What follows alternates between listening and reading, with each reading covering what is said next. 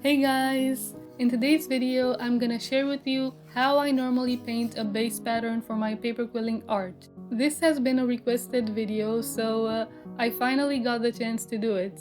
I'm going to share with you how I painted the flowers for my paper quilling M from last week's video. So let's get started. I use watercolors from the brand Winsor Newton, both from the tubes and from the pans. I'm gonna insert a picture here so you can see the paint tubes. Most of the time I like working with smaller brushes because it helps me control the paint and water better, and it also helps a lot when working with details to have a smaller bristle. I usually have a small jar of water that I work with, and I replace the water whenever it becomes too dark. I know some people use 2 jars for darker and lighter colors, but for me 1 jar is enough. And of course, I also keep a tissue or paper towel around to dry my brush or just to tap it on the tissue whenever I have excess water or paint on my brush. I use watercolor paper from the brand Canson Montval. On occasion, I might also use Arches paper, but for certain projects only because it's much more expensive. So I normally start by making a rough sketch of what I want to paint, and then I set it aside in front of me to look at it as a guide while I paint. I'm gonna begin by painting a yellow anemone, and here I'm starting with the center of the flower. I usually mix a few colors, so each time I'm gonna paint something new, I'm just gonna mention them in writing like you just saw here. I now move on to the petals, and for these I'm only using cadmium yellow. It usually takes me a few hours to paint because it takes quite some time for me to get all the details, and sometimes I also have to wait for some flowers to dry before I move on to the second darker layer of paint. For example, for this anemone, I added a little bit of a darker layer after the first layer of yellow dried. And to make the darker hue, I just added some burnt umber to my cadmium yellow.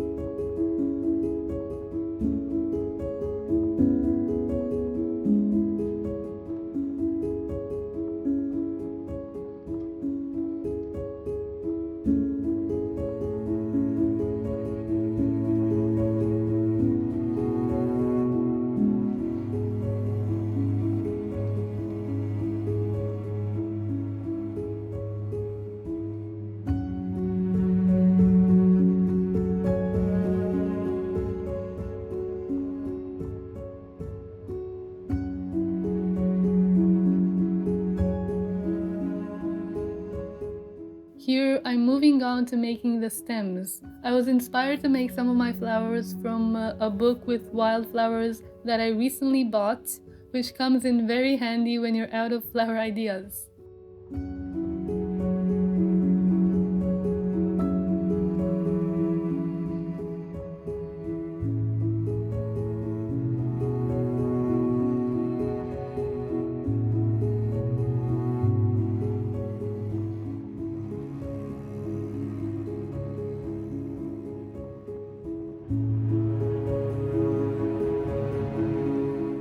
Next, I made the leaves. They have a very pretty shape, jagged at the ends. So here's what I normally do when I want to add darker shades to what I'm painting. When I have added my first layer of paint, while it's still wet, I add a little bit of darker paint in that still wet area. Then I just leave it to dry, and it will have different tones of color when it has dried.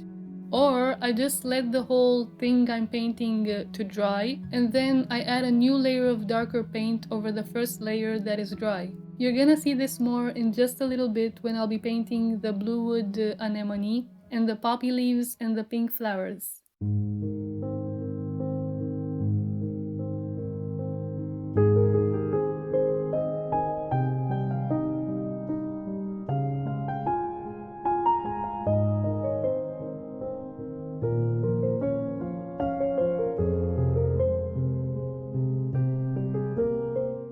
Here I'm starting to paint the bluewood anemone, and I begin by painting the stamens, and then I work my way around them to paint the petals, as you will see.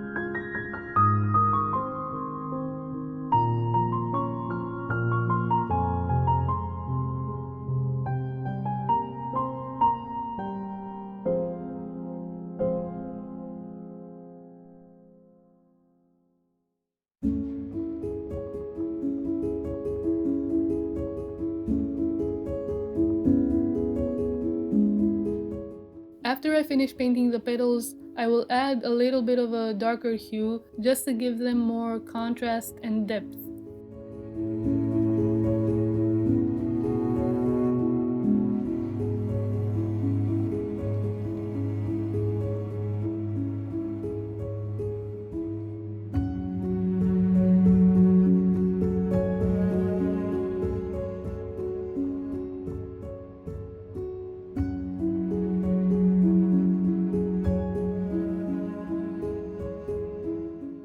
To make the poppy flower, I first painted the most visible petal of the flower, this one in the center in front. Then I started painting petals of lighter shades, as you see me doing here. For these lighter petals, I'm just adding very little red and more water to lighten the red hue. While the paint was still wet, I also added a bit of dark red towards the edge of the petals. You can see me playing with the paint a bit to bring the darker hue to the edge.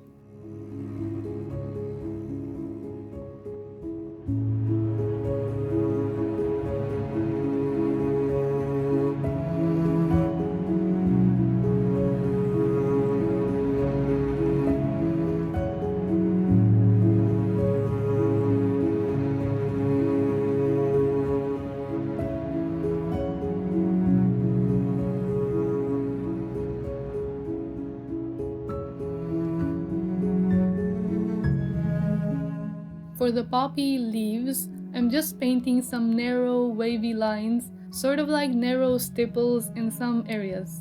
Also, you may have noticed that I had a little bit of a painting mistake with one of the yellow anemones.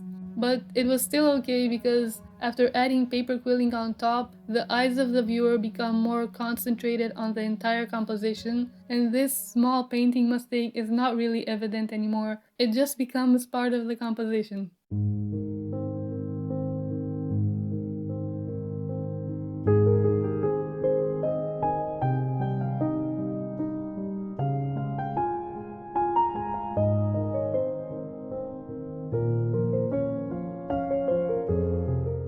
And the last flower I painted is a pink field flower with a more simply looking aspect, but I just wanted something to fill up the space and still look beautiful.